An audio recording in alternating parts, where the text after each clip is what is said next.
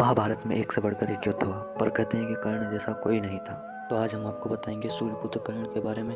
कहानी शुरू होती है यदुवंश से। यदुवंशी राजा सूरसेन की पोषित कन्या कुंती जब सयानी हुई तो पिता ने उसे घर आए हुए महात्माओं की सेवा में लगा दिया।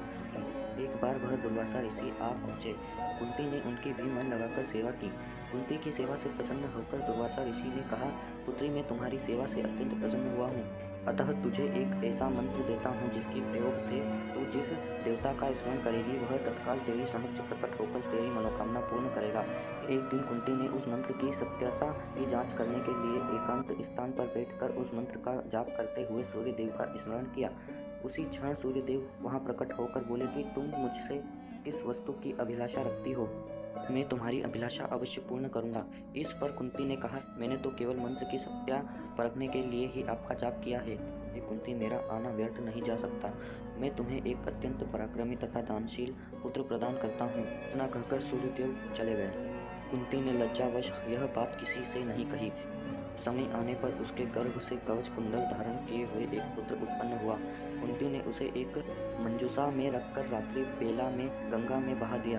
कर्ण गंगा जी में बहता हुआ जा रहा था कि महाराजा धृतराज के सारथी अधिरथ और उनकी पत्नी राधा ने उसे देखा और उसे गोद ले लिया और उसका लालन पालन करने लगे। कुमार अवस्था से ही कर्ण की रुचि अपने पिता अधिरथ के समान रथ चलाने के बजाय युद्ध कला में अधिक थी। कर्ण और उसके पिता अधिरथ आचार्य द्रोण से मिले, जो कि उस समय युद्ध कला के सर्वश्रेष्ठ आचार्यों में से एक थे। द्रोणाचार्य उस समय कुरु राजकुमारों को शिक्षा दिया करते थे। उन्होंने कर्ण को शिक्षा देने से मना कर दिया क्योंकि कर्ण एक सारथी पुत्र था और द्रोण केवल क्षत्रियों को ही शिक्षा दिया करते थे। द्रोणाचार्य ने जब कर्ण को शिक्षा देने से मना कर दिया तो वो परशुराम से मिले, जो कि केवल ब्राह्मणों को ही शिक्षा दिया करते थे। कर्ण ने स्वयं को ब्राह्मण बताकर परशुराम से शिक्षा का आग्रह किया। परशुराम ने कर्ण का आग्रह स्वीकार किया और कर्ण को अपने समान ही युद्ध कला और धनुर्विद्या में निपुण किया। कर्ण को उसके गुरु परशुराम और पृथ्वी माता से श्राप मिला था। कर्ण की शिक्षा और अंतिम चरण पर थी। एक दोपहर की बात है, गुरु परशुराम कर्ण की जंघा पर सिर रखकर विश्राम कर रहे थे। कुछ देर बाद कहीं से एक बिच्छू आया और उसकी दूसरी जंघा पर काट कर घाव बनाने लगा। गुरु का विश्राम भंग न हो इसलिए कर्ण बिच्छू को दूर न हटाकर उसके डंक को सहता गया। कुछ देर में गुरुजी की निद्रा टूटी और उन्होंने देखा कि कर्ण की जंघा से बहुत रक्त बह रहा है। उन्होंने कहा कि केवल किसी क्षत्रिय में ही इतनी सहनशीलता हो सकती है कि वह बिच्छू डंक सह सके। यह सहनशीलता ब्राह्मणों में हो ही नहीं सकती। और परशुराम जी ने उसे मिथ्या भाषण के कारण श्राप दिया कि जब भी कर्ण को उनकी दी हुई शिक्षा की सर्वाधिक आवश्यकता होगी उस दिन वह उसके काम नहीं आएगी। कर्ण, जो कि स्वयं ये नहीं जानता था कि वह किसी वंश से है, न अपने गुरु से क्षमा मांगी और कहा कि उसके स्थान पर यदि कोई और शिष्य भी होता तो वो भी यही करता। यद्यपि कर्ण को क्रोधवश श्राप देने पर उन्हें ग्लानि हुई, पर वे अपना श्राप वापस नहीं ले सकते थे। तब उन्होंने कर्ण को अपना विजय नामक धनुष प्रदान किया और उसे ये आशीर्वाद दिया कि उसे वह वस्तु मिलेगी जिसे वह सर्वाधिक चाहता है। कुछ पौराणिक कथाओं के अनुसार यह माना जाता है कि जिस बिच्छू ने कर्ण को काटा था वह स्वयं इंद्रदेव थे, जो बिच्छू के रूप में आए थे और कर्ण की क्षत्रियता को उजागर करने के लिए आए थे। परशुराम जी के आश्रम से जाने के पश्चात कर्ण कुछ समय तक भटकता रहा। इस दौरान वह शब्दभेद विद्या सीख रहा था। अभ्यास के दौरान उसने एक गाय के बछड़े को कोई वनी पशु समझ लिया और उस पर शब्दभेद बाण चला दिया और बछड़ा मारा गया। तब उस गाय के स्वामी ब्राह्मण ने कर्ण को श्राप दिया कि जिस प्रकार उसने एक असहाय पशु को मारा है वैसे ही एक दिन वह भी मारा जाएगा, जब वह सबसे अधिक असहाय होगा और जब उसका सारा ध्यान अपने शत्रु से कहीं अलग किसी और काम पर होगा।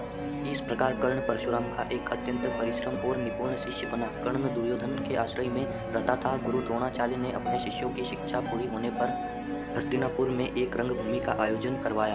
रंगभूमि में अर्जुन विशेष धनुर्विद्या युक्त शिष्य प्रमाणित हुआ। तभी कर्ण रंगभूमि में आया और अर्जुन द्वारा किए गए कर्तव्यों को पार करके उसे द्वंद्व युद्ध के लिए ललकारा।